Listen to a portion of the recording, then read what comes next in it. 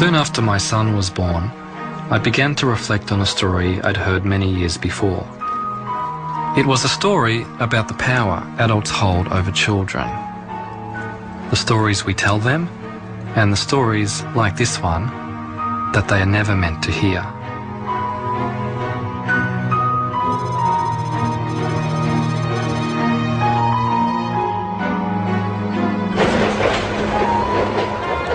The 6th of April 1966 started just like any other day in the city of Melbourne. Then something very strange appeared in the sky above the suburb of Westall. It hasn't been explained to this day. This boy come running in and say, Mr.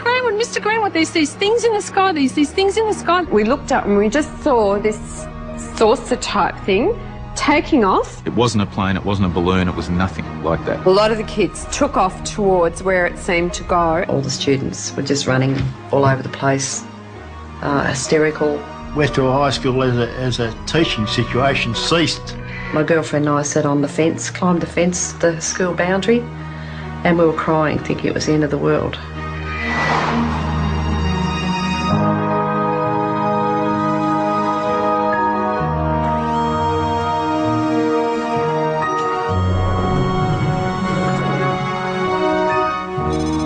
This is a mystery story that has, as its setting, a school, and most of the players were school children.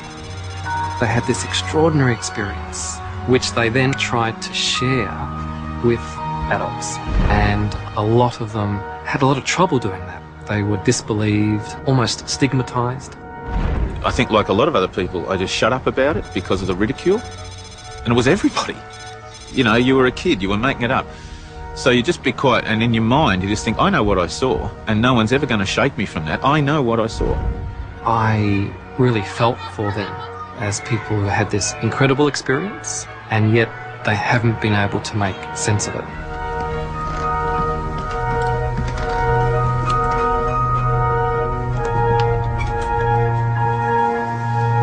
This is the biggest mass UFO sighting in Australia, yet it seems to have been suppressed, deliberately kept out of the public view. Like the witnesses, I want to find out why.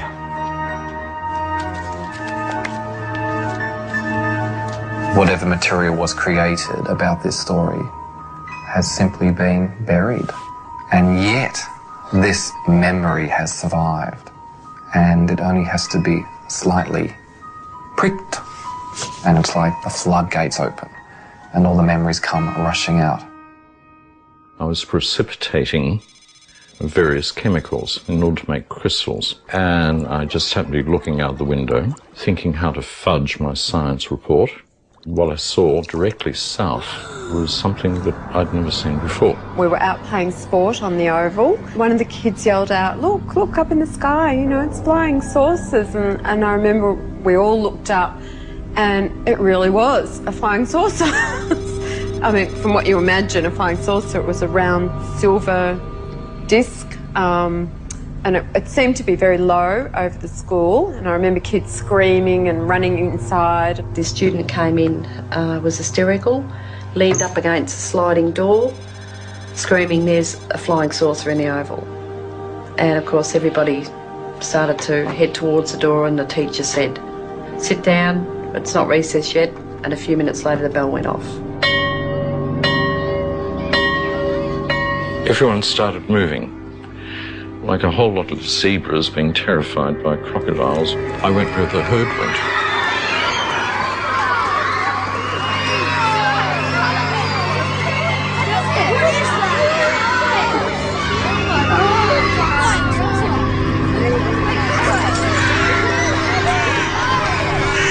Barbara Robbins was the chemistry teacher at the time. She just grabbed a camera and started clicking.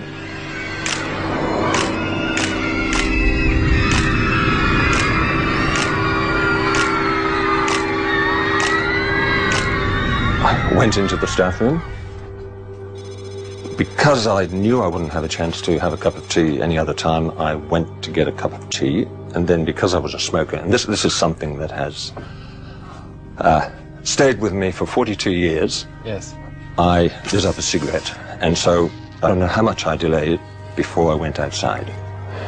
Everyone just took off out into the oval in time to see it lifting off from the oval. It was probably, I don't know, 50 feet or more in the air at that stage. I see Andrew Greenwood, the science teacher, coming towards me, and he said, "Did you see it? Did you see it?" And he pointed up in the air, and I said, "No, see what?" I have a very, very clear picture of him, and I remember almost exactly what he said. And he said it was up in the sky, it moved at incredible speeds, it hovered, it seemed to go away, and there seemed to be light planes. He thought Cessnas he thought they were actually checking it out from the urban airport, and they were circling around it. Sort of stopped dead, and stopped dead in the air, and then it just sort of started descending straight down. And I'd say it got down about halfway up that gum tree or above the goalpost and sat there for a while, and then it just sort of lifted straight up and then just took straight off. This thing went down behind the trees, then it came up. And it was like it had become aware of these planes coming in, and it just went woof and just left them like they were standing still. And then it went across to an area called the Grange, which was a bit of a pine plantation behind the school.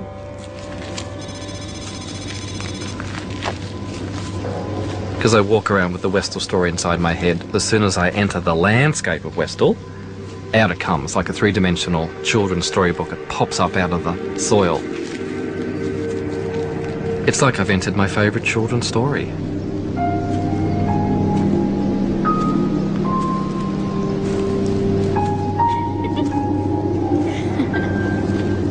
The Grange was a special place for Westall students.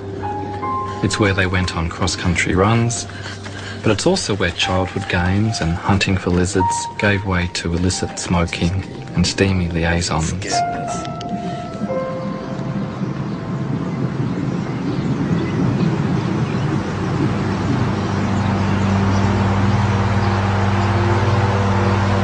Going the wrong way now. Let's get back here.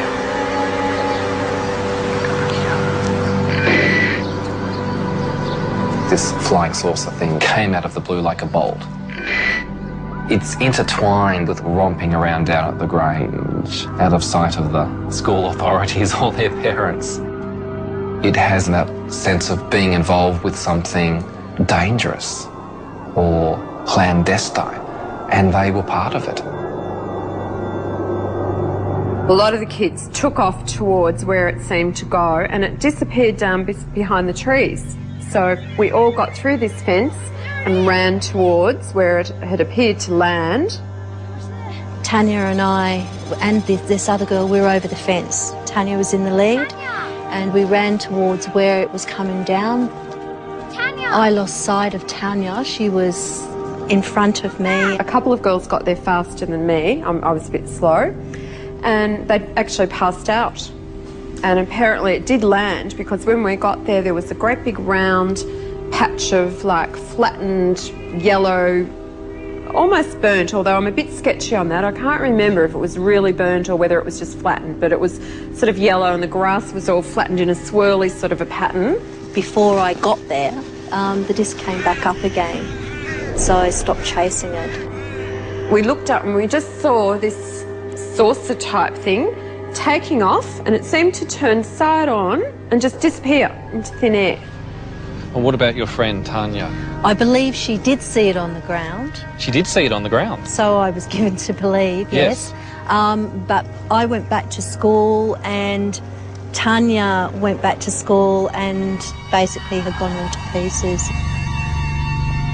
There was definitely an ambulance on the oval, and I was told that she'd been taken away in the ambulance, and that was the last time I ever saw her. Wow. She was just gone, and she never came back to school.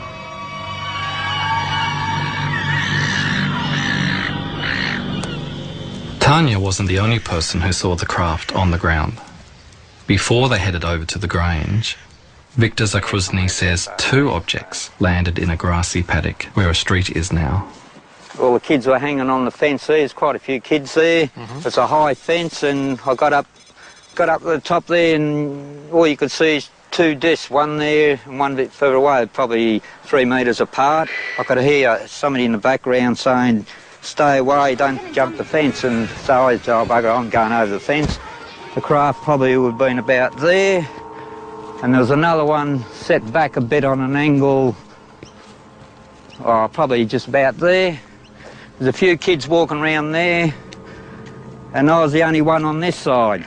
I got up to it to want to touch it, and it was, well, you could feel heat about a metre away coming from it. It was pretty warm or hot, and within a minute or so, it just, both of them just lifted up at the same time, about this height. And I seen what, that was breathtaking watching that, and then it just gradually lifted up, and then went off towards the pines. I did a rough sketch of it. Wow, look at that. This is the view from underneath. That's underneath. There's no seams, no joints, it's just smooth metal. Normally an aircraft has sheet metal, pipe rivets, or all that sort of stuff there. This looked like come out of a mould or something like that, all one smooth piece of metal. It was just incredible. It's just something like you see in the movies. But this is more than just cinema. If we look at the possibilities for this story, they are extraordinary. We're talking about the possibility of life coming from another place and just appearing one day in their midst, and then leaving again and leaving everybody with so many questions, but with a new openness to the beyond. If I'd been at Westall on that day, I would like to have raced after that flying saucer and gotten so close to it, to have held it in my hands.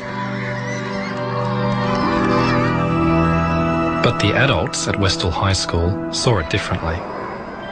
That afternoon, our principal called a special assembly and told us all not to talk about it. All I know is the whole school was told off. The headmaster says, "All you kids are nuts. It's a weather balloon. Don't talk about it." I was prepped to tell the students that what they'd seen didn't exist. We weren't allowed to leave the school, at least I wasn't. My job was to walk up and down the corridors and make sure that all students were in their rooms. I was walking back from the West End. There was a confrontation between Mr. Sambleby, Barbara Robbins, and a man I'd never seen before. I thought it was a police uniform, but it was just dark blue. It was demanded that she hand over not the film, but the entire camera. I was near the gate and the police had arrived. There were journalists outside. The police are being caught in to keep the journalists away. We were told that we weren't allowed to speak to the media in school grounds. After school finished, there was a TV crew outside the school grounds, so we undertook an interview with them. Everyone took off onto the oval. Now, I can't remember whether it was a principal or a school representative that came out and ordered us to go home and the film crew to leave. And I'd actually been giving an interview to Channel 9 and the policeman actually walked up to them and said, "Stop filming and you go back into the school ground." Okay, so that's what I did. I was 12 and a half years old. Because I was a mischievous sort of person, I was always getting into trouble. I had detention for actually appearing on the show, and then I got detention again at a later date after my picture and story was in the Dan Allen Journal. So I didn't go unpunished, but it was worth it.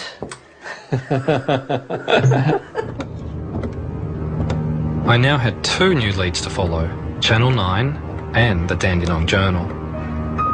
I rang Channel 9 first. They searched for a flying saucer story, and there it was.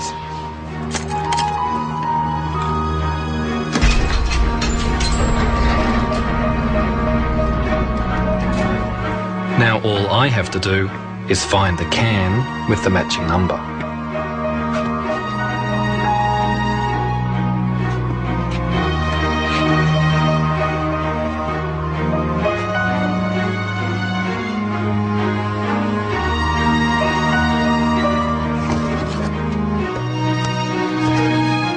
But oddly, there was nothing there. I was absolutely devastated, and nobody had any idea where it had gone.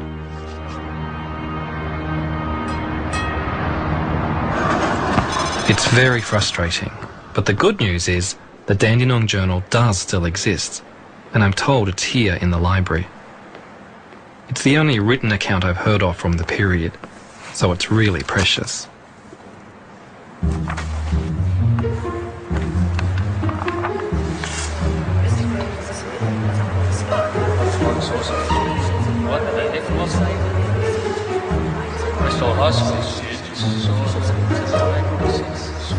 Something obviously happened.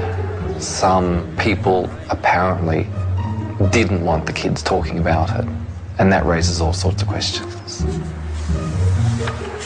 Why couldn't it have been discussed? Why couldn't it have been talked about openly? And why couldn't anybody find any more information about what it was? The headmaster, Frank Sambleby, is a key part of the story.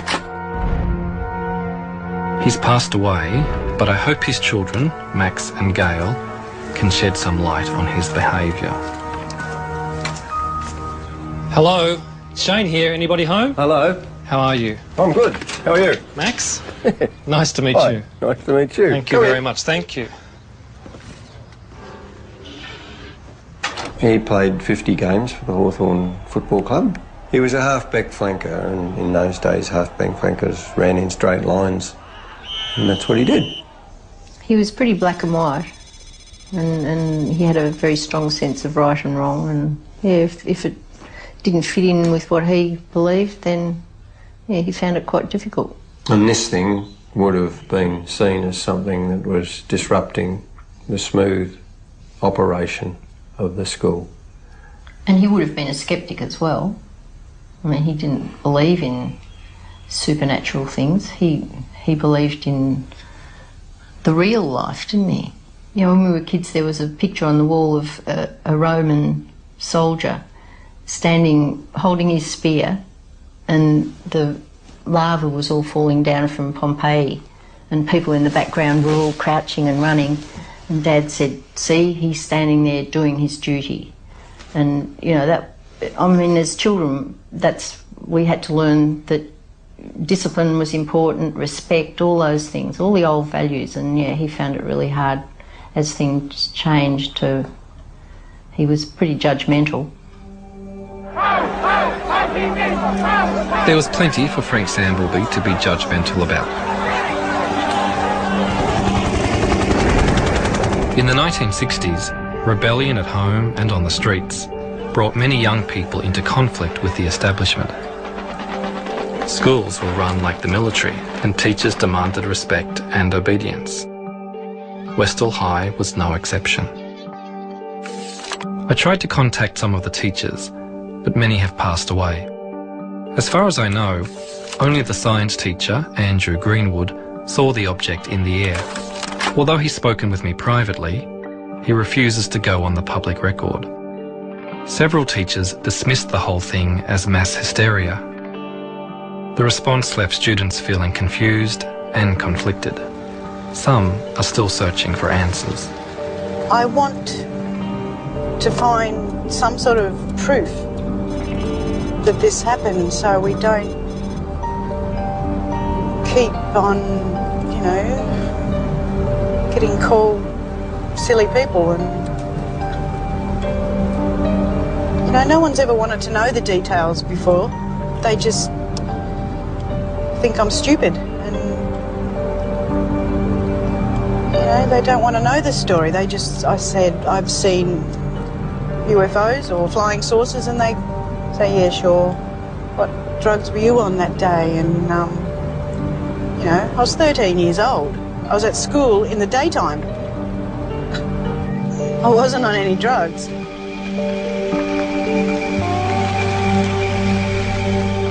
Slowly you start to drift. I'd like you to visualize the area that we've discussed before. You're in the classroom. You're with Mr. Greenwood, who was the teacher there.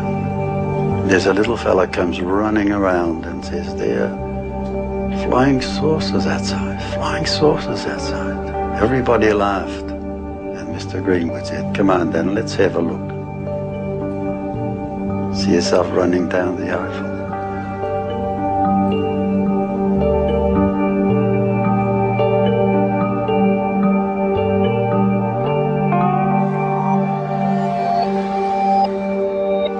We're all affected by our experiences that aren't ever properly acknowledged or accepted. As a boy, I was living in a fairly unhappy home. My own father had died, so my mother had remarried and had given me a stepfather that I'd never asked for. I was quite powerless, and no one really seemed to understand what I was experiencing as a child. I never really had anyone talk to me about it. Just having it acknowledged that what I was going through was real, that would have been a start. 1, 2, 3. Even though I know it's true, the more I try to see it again, the harder it becomes, I think. I can see bodies, but I can't see people, faces, you know. Mm-hmm. But I can still see the trees and the... Yeah, and the things. It was... yeah. The feelings don't go away. They just get buried and they sort of fester a little bit.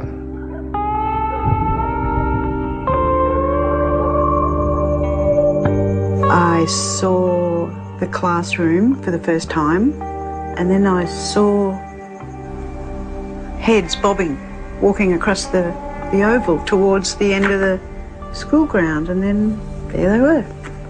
Still not 100% clear, but I know what they are. They're UFOs. If they were UFOs, there should be people around the area who can corroborate what the students saw. A headmaster might be able to shut down a high school, but surely not a whole suburb. Within days of delivering my flyers, I'm contacted by a new witness, Paul Smith, who used to work on a property next door to the Grange. We were loading up for market, and as we were pulling the carrots up, I looked up and I was facing the object in the sky, and I just thought, oh, somebody's got some way of projecting a film of something into the sky. I didn't believe that it was really happening. But my boss turned around and he saw it, and we stood there looking at it for several minutes. A few moments later, the children came over from the high school and they noticed us, they saw us, and they sort of took a while to make up their mind whether they would come onto the property, realising it's private property. Yes. And they decided they'd come in anyway, and they did. They ran straight over the market garden, and they crossed and walked down here to this corner. After a while, trucks turned up with, it looked like army trucks. Right. And there would have been about 20 guys got out. About how long after the object had vanished in the trees? Oh, I think it was only 20 minutes, which is not a long time. How did you know they were from the army? Well, they were khaki-coloured trucks, the covered in patches, you know, sort of, that they, to hide, you know. Like camouflage? Camouflage truck, yeah.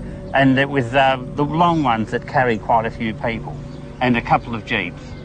So a couple of trucks, and a couple jeeps. of jeeps, yeah, and about 20 men in uniforms? Yeah, yeah. And the uniforms were what sort of uniforms? Just khaki-coloured uniforms. Just khaki? Yeah. No other, don't remember any other sort Not of... that I can remember, colours or... No. I went looking for a military expert. If the army was able to turn up in just 20 minutes, where could they possibly have come from? It's quite evident that there was no deployable troops available in Melbourne at the time. The main units were all logistic, the supply battalions and so forth at places like Broadmeadows. There were lots of citizen military forces, today's equivalent of the Army Reserve, part-time units, but they couldn't have responded so rapidly, and nor could they have responded in such a large number. I've come to the conclusion that the first people to respond to the incident at Westall would have been civilians of some sort, quasi-civilians, probably working for defence and probably wearing the sort of work dress that civilians working for, say, the Department of Supply, say, the research and development establishments of the period, the sort of work dress that those personnel wore. I discovered that other people in uniform were seen in the area on the day of the sighting. Les Medju went to the Grange with his younger sister, but they saw what seemed to be a different unit. We hid behind this tree, but fortunately this tree, the branches came down to the ground. Here we are, crouched down on our knees, and we can only look every so often as this tractor came around. He was on guard duty. This was a farmer who's decided to help out. We observed 2 army trucks, 2 men in camouflage, and 2 men in blue uniforms. We better cover this area. And it appeared that a soldier was using a metal mine detector. He's walking around sweeping back and forth. Keep down. They'll see The us. next time I see them, they turned and they started kicking violently at the ground. The 2 officers decide then, time to come back. They come back to the truck and they were gone, and then we could enter the paddock. Les. We had no idea what we'd all walked into. We didn't know what those army men were doing, and all I can say, it was just, what is this? To have the army there and all the rest of it, it was something important. They certainly were not Australian, because Australians were not using camouflage uniforms in those days, in the mid-60s. Nor would they have been British.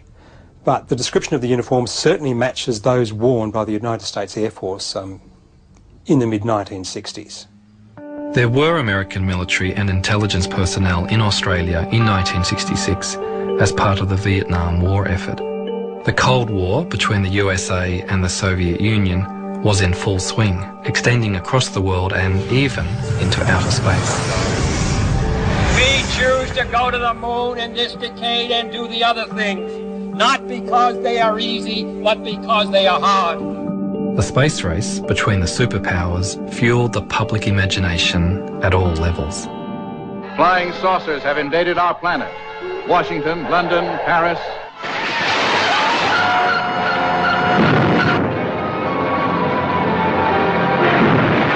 The fascination with flying saucers persisted all over the world.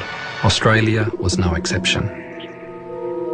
Well, so far, I haven't seen anything even vaguely resembling a flying saucer or even a flying cigar.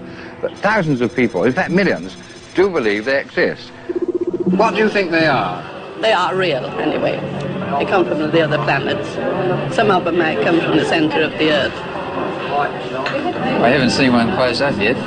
This is what I'm looking forward to one day. Yeah, you took a step towards the figures and the object. We used to invite people who reported sightings to talk about their experience, because if the sighting was a dramatic one, they would feel, I just need to talk to somebody.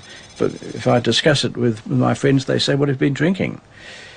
But they needed to talk to somebody who would take them seriously.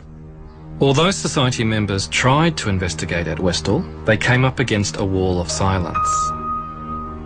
All they can now find in their files is a couple of photographs and a sighting report filled in at the time by one of my student witnesses, Joy Tai. They also went to Moorabbin Airport to look for the pilots of the aircraft that apparently chased the UFO, but nobody came forward. I decided to do my own investigation. I contacted a retired air traffic controller to find out how a UFO and several light planes could fly so close to each other without a report being made. Who was responsible for controlling the airspace? Moorabbin Tower was responsible for the area within a 5-mile radius of Moorabbin and up to 3,000 feet. And above that, it was the responsibility of Essendon Approach. If you're in a tower, you have the aircraft in sight all the time. 5 aircraft on the edge of the airspace, 5 by the way, in broad daylight, they should have been able to see. They may have found something that they thought shouldn't be made public and therefore hushed up. There is evidence that the American government wanted to stifle debate about UFOs.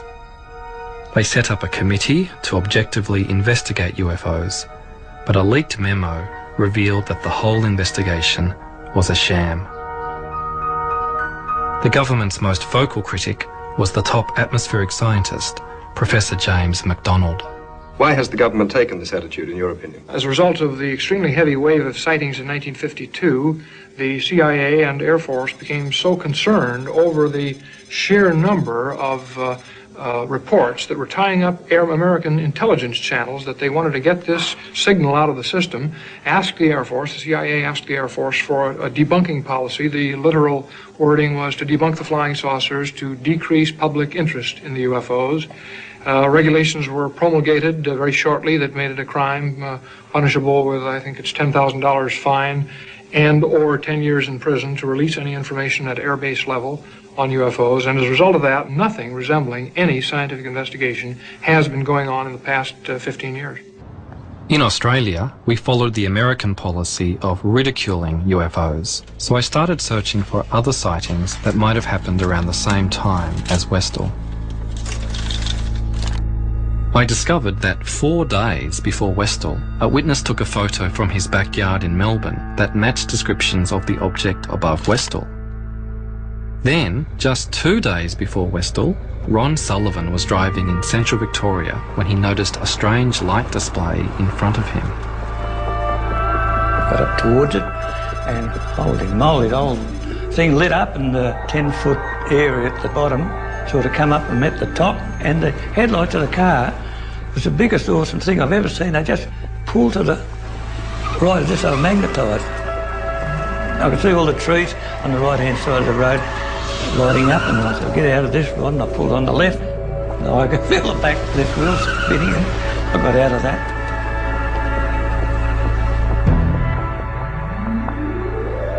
Ron only reported the incident after he heard that a young man died when his car collided with the same tree Ron had narrowly missed 2 days earlier. A couple of people from the government departments came and visited me. I know one was from the Air Force. They looked at the car, just walked around. I said, well, let's know what you find out. And they said, yeah, we will, Mr. Sullivan. Never heard any more about it. When I checked out the Royal Australian Air Force's list of UFO sightings for 1966, none of these cases were mentioned, though we know they investigated them. It took 16 years for records to be made available to UFO researchers. They knew what I wanted to look for, and when I arrived, there was a body of files there that consisted of a couple of very large postal sacks. I kept requesting more and more files, and ultimately I got to a point where I examined a continuity of files that satisfied me that I was seeing a comprehensive picture of the RWF investigation at that time. I had a shopping list of things that I was focused on, and one of the key cases that I wanted to find out about was the Westall case. And surprising, with the rest of the shopping list I was fairly successful, but the Westall case, given that there seemed to be literally at least hundreds of people involved with it that had media attention at the time, there appeared to be evidence that there was a military investigation at the time, there was no Westall file. The disclosure team was between about 6 and 9 people over the years. As you can imagine, a 4 or 5 year project, as it turned out, needed quite a lot of effort. Literally was looking through hundreds and hundreds of file titles, maybe even thousands in the end. Along the way, we were always looking for files on the Westall incident from '66. We started off with the Air Force, but within the Department of Defence, we also checked out files belonging to the Air Board, unit files from Air Force bases, former Department of Civil Aviation, Air Safety Bureau, CSIRO, intelligence files, ASIO. But the net result is we found nothing in this mammoth volume of government documentation which would even begin to be a hint that there was something about Westall in the government files. So amazingly, we drew a blank. The Westall sighting had clearly been erased from the record, but why? I hoped some publicity would draw former authorities out of the woodwork. I'm Shane. Channel 10, nice to meet you, Shane. Joy, is that Mark Howe from Channel 10? Nice to meet you. What we're really trying to get now is the people who are here as police, as soldiers, as scientists perhaps, looking close up at what was on the ground.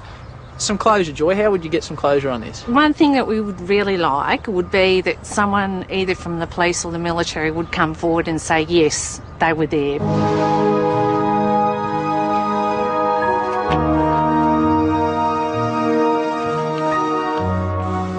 Nobody from the authorities contacted me, but another witness did. Kevin Hurley saw the circles at the Grange on the day of the sighting and went back the next day for another look.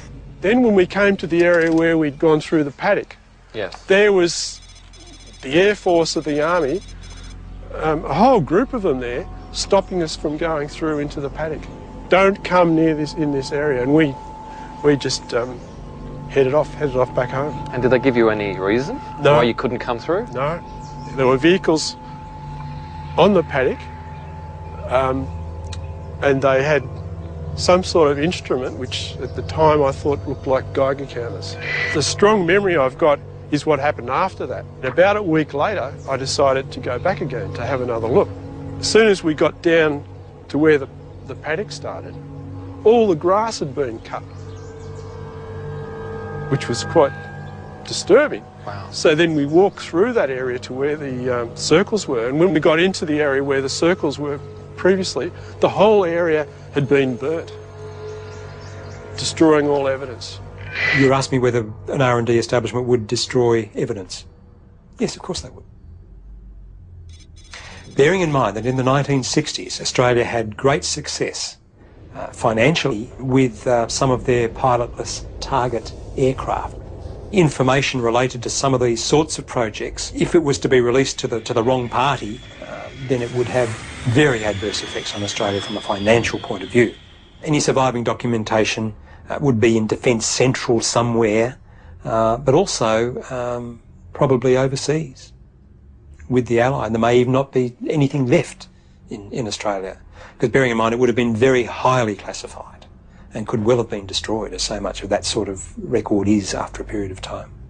So it's no wonder that I haven't unearthed any official records on Westall, but it's clear the authorities had something to hide. Just got called into the gymnasium, and then these people spoke, and you know, they just sort of said, oh, well, what you saw was sort of an experimental thing, and you know, we just don't want anyone talking about it or it going any further. So how many people were there that came, and do you remember? I think there was 5 from memory. And they were they men and women, or? Yeah, I think there was 3 men and 2 women from memory. So I'm not 100% sure. And do you remember if they were wearing uniforms? Some were in uniforms? No, they're just in plain suits. In suits? Yeah. And did they explain where they were from, who they were? No, not really. Just a couple of the teachers said afterwards they're from one of these experimental mobs to do with the armed forces and stuff like that, and that was sort of the end of it. It had to have been something that we were working on, and we knew all about it. We were in on it, even though we mightn't have known the detail. To have responded, that's one of the... That really, to my way of thinking, that's the key, is the fact that we whoever it was, the authorities, responded so rapidly. But they must have just about been sitting on the trucks with the engine going. And perhaps they were.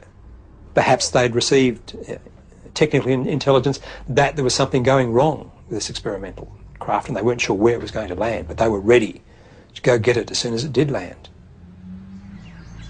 It sounds like a rational, logical explanation, but it needs then to be supported with evidence. If you think about how the people described the shape of it, the speed, the manoeuvres that it made, there's nothing around today that comes close to that. The final proof might be, for example, getting a piece of the flying saucer and examining it, subjecting to scientific examination, and finding that it's of an element that is not manufactured on Earth. Now that would maybe be the final proof. We haven't got that. So we're still at the circumstantial evidence stage, and whether that leads you to say, well, these are from outer space, they're interplanetary spaceships, or not, is a philosophical question. It's a question of what you yourself feel is proof. A yellow sign. I crave the proof that can be held in my hands and touched and smelled and measured. But I think we need to make room for a little mystery in our lives as well. I reckon somewhere in this area I believe truth can exist without proof of it, and I see a real truth in the stories and memories of the witnesses, Probably even if it doesn't answer the question, what was it that flew over Westall? what I saw, I believe, is what a flying saucer has left behind. Professor James McDonald looked for proof in statistical data. His research brought him to Australia a year after the Westall sighting. I'd ordered some of his papers from Arizona University, hoping to find something about Westall. Wow, what is all this? There's a lot of stuff here. James McDonald's journal. His trip to Melbourne. There'll be stuff in here about Westall. Has to be.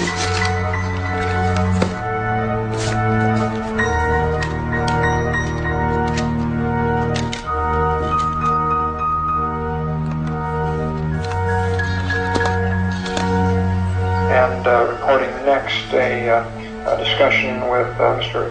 Andrew Greenwood in connection with the Westall sighting. This business about the headmaster, he's the one who seemed to be quite influenced by some pressures to keep things quiet. He just told me that an Air Force officer had been out to the school, and I was teaching at the time, and he told me that he wasn't going to interrupt my class so that I could speak to them. He promptly told them to get lost together. They can't have had much time with him, because I know I was very friendly with the senior master of the school. He said they were only in his office for very few minutes, and Sambleby had sort of come out fuming and muttering, what rot, and all the rest of it. It's nice to have somebody telling the RAAF that it's a lot of nonsense and sending them packing. Victims of their own propaganda here.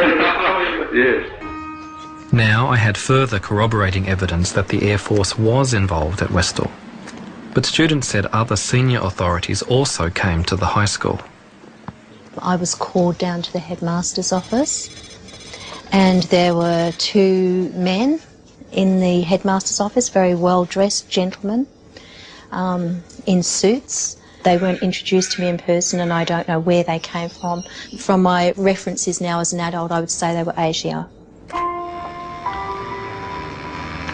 So this is the actual office? Oh, this feels quite weird, yes. Yes. There was a desk down this side here, and the headmaster was over here on that side, and the two men were standing over there, and I stood with my back to the window. Only one man spoke, and he started off by, we'd like you to go through what you said happened yesterday. He was firing questions at me fairly rapidly. Then we went into, and we suppose you think you saw a flying saucer. And I'm like, well, I didn't say that. I said I saw an object, and we suppose you saw little green men. Can you remember how you felt once it was over? When I was actually in the confrontation situation with the men, I felt very, very angry. When I came out, I think I burst into tears. They were certainly Australian government, and I think it was part of their job to keep everything quiet and to not let the facts come out. They knew more than what they were saying. It was their job to squash what was being seen. It was a bunch of kids that saw this, so we would be able to squash this down. The authorities had found a way to silence the children, but they still had unfinished business with the teacher, Andrew Greenwood. He told me that two officers came to his home and threatened him under the Official Secrets Act. They said that he couldn't have seen a flying saucer at Westall because there were no such things as flying saucers. They threatened to tell people he was alcoholic, even though he wasn't. As a first-year teacher with a career ahead of him, he couldn't take the risk of speaking out. The person who had taken all the risks was Professor James McDonald. His criticism of the government had provoked powerful enemies, but it didn't stop him challenging the establishment with other unorthodox scientific theories. Years ahead of his colleagues, he predicted high-altitude aircraft would destroy the ozone layer and increase the risk of skin cancer. He was invited to address the US Congress, but during his testimony, a congressman made an opportunistic attack. He publicly ridiculed MacDonald by saying he believed in UFOs and little green men. MacDonald's professional reputation was ruined. James MacDonald tried to create a climate of openness where unorthodox thinking could flourish. That's not what happened at Westall. I remember the assembly that we're all called for. We weren't even allowed to talk about it in school. We weren't allowed to mention it at all. There's like 20 people plus in the room at the moment, and there's a real buzz, and everyone's talking about my story. They're talking about the story. And as they're talking it through, they're putting the pieces together. It's wonderful. What isn't wonderful in the telling of this story is that Professor James MacDonald finally gave up the fight for UFO science. Humiliated and broken, he took his own life.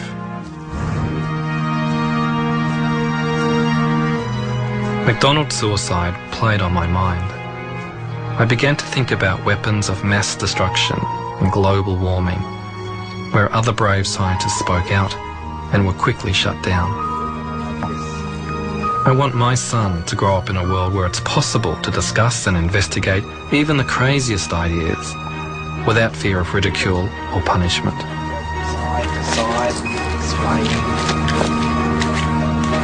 That's fantastic. Was it something from another planet at Westall? It certainly flew, as if it was.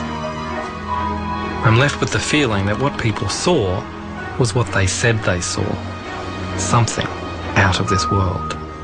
All I knew was what I saw, and it definitely was not any aircraft of the day by any stretch of the imagination, and it certainly was not a weather balloon. It still would take me to my grave. What the hell was that?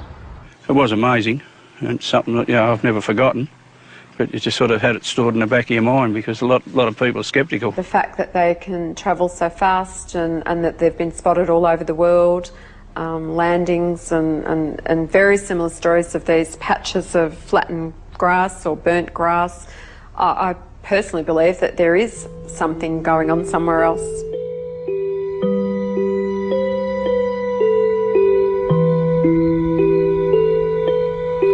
I believe there's life out there. There is.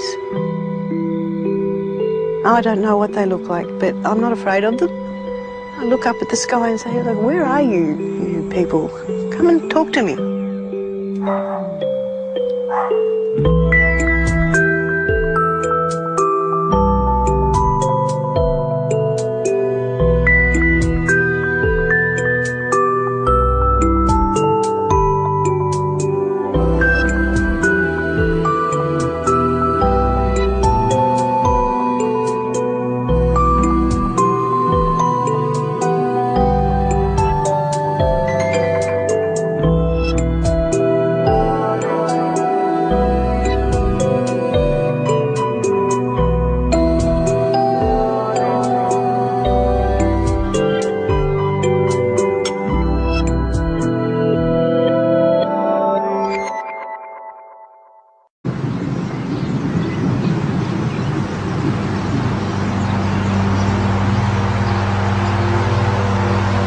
Going the wrong way. Let's get back here.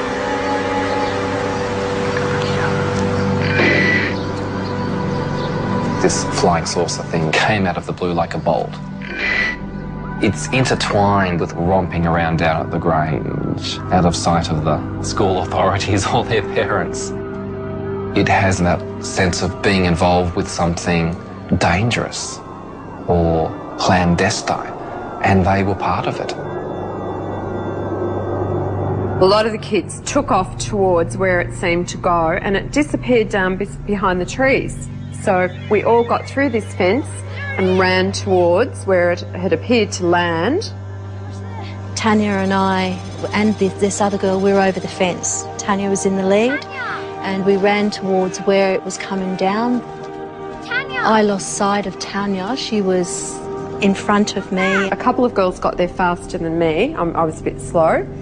And they actually passed out. And apparently it did land, because when we got there, there was a great big round patch of like flattened yellow almost burnt, although I'm a bit sketchy on that. I can't remember if it was really burnt or whether it was just flattened, but it was sort of yellow and the grass was all flattened in a swirly sort of a pattern. Before I got there, the disc came back up again, so I stopped chasing it. We looked up and we just saw this saucer type thing taking off, and it seemed to turn side on and just disappear into thin air. Well, what about your friend Tanya? I believe she did see it on the ground. She did. From what you imagine a flying saucer, it was a round silver disc, and it seemed to be very low over the school, and I remember kids screaming and running inside. This student came in, was hysterical, leaned up against a sliding door, screaming, "There's a flying saucer in the oval."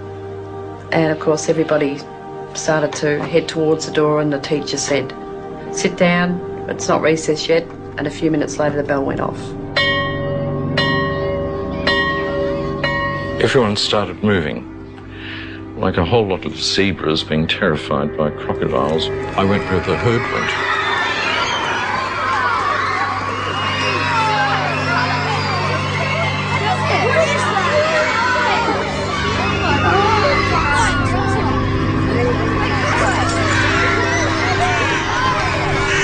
Barbara Robbins was the chemistry teacher at the time. She just grabbed a camera and started clicking.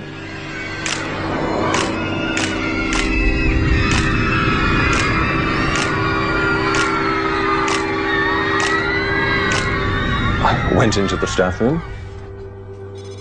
Because I knew I wouldn't have a chance to have a cup of tea any other time, I went to get a cup of tea. And then because I was a smoker, and this is something that has stayed with me for 42 years. Yes. I lit up a cigarette, and so I don't know how much I delayed before I went outside. Everyone just took off out into the oval. In time to see it lifting off from the oval. It was probably, I don't know, 50 feet or more in the air at that stage. I see Andrew Greenwood, the science teacher, coming towards me, and he said, "Did you see it? Did you see it?" And he pointed up in the air, and I said, "No, see what?"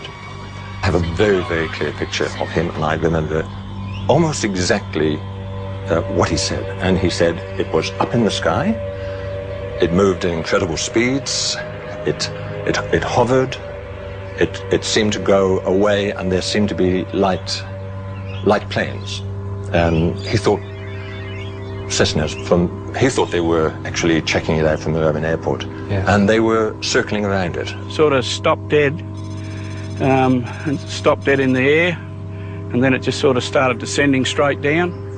And I'd say it got down about halfway up that gum tree or above the goalpost and sat there for a while, and then it just sort of lifted straight up and then just took straight off. This thing went down behind the trees, then it came up. It was like it had become aware of these planes coming in, and it just went woof and just left them like they were standing still. And then it went across to an area called the Grange, which was a bit of a pine plantation behind the school.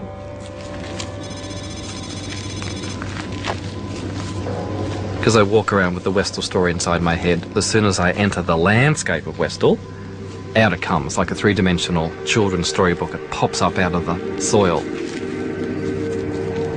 It's like I've entered my favourite children's story.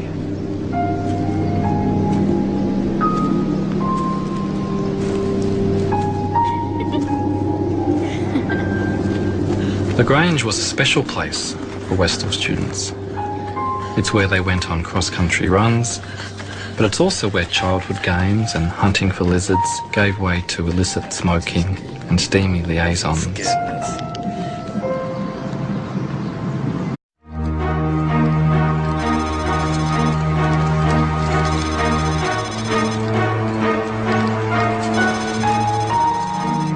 Soon after my son was born, I began to reflect on a story I'd heard many years before. It was a story about the power adults hold over children. The stories we tell them, and the stories, like this one, that they are never meant to hear.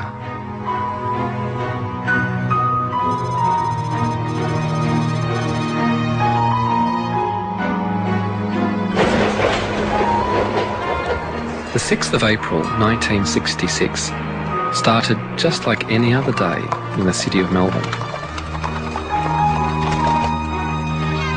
Then something very strange appeared in the sky above the suburb of Westall. It hasn't been explained to this day. This boy come running in and say, Mr. Greenwood, there's these things in the sky, these things in the sky. We looked up and we just saw this saucer type thing taking off. It wasn't a plane, it wasn't a balloon, it was nothing like that. A lot of the kids took off towards where it seemed to go. All the students were just running all over the place, hysterical. Westall High School as a teaching situation ceased. My girlfriend and I sat on the fence, climbed the fence, the school boundary, and we were crying, thinking it was the end of the world.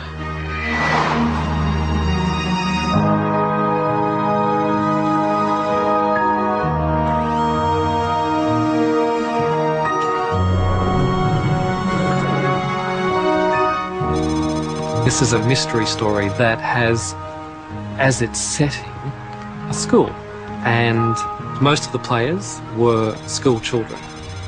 They had this extraordinary experience, which they then tried to share with adults, and a lot of them had a lot of trouble doing that. They were disbelieved, almost stigmatised. I think, like a lot of other people, I just shut up about it because of the ridicule, and it was everybody. You know, you were a kid, you were making it up. So you just be quiet, and in your mind you just think, I know what I saw, and no one's ever going to shake me from that. I know what I saw. I really felt for them as people who had this incredible experience, and yet they haven't been able to make sense of it.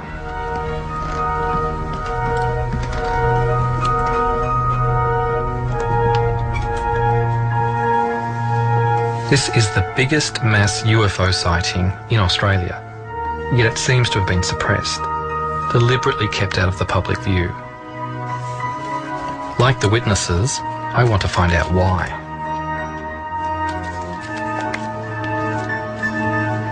Whatever material was created about this story has simply been buried. And yet, this memory has survived. And it only has to be slightly pricked. And it's like the floodgates open, and all the memories come rushing out. I was precipitating various chemicals in order to make crystals, and I just happened to be looking out the window, thinking how to fudge my science report. What I saw directly south was something that I'd never seen before. We were out playing sport on the oval. One of the kids yelled out, look up in the sky, you know, it's flying saucers. And I remember we all looked up, and it really was a flying saucer. I mean,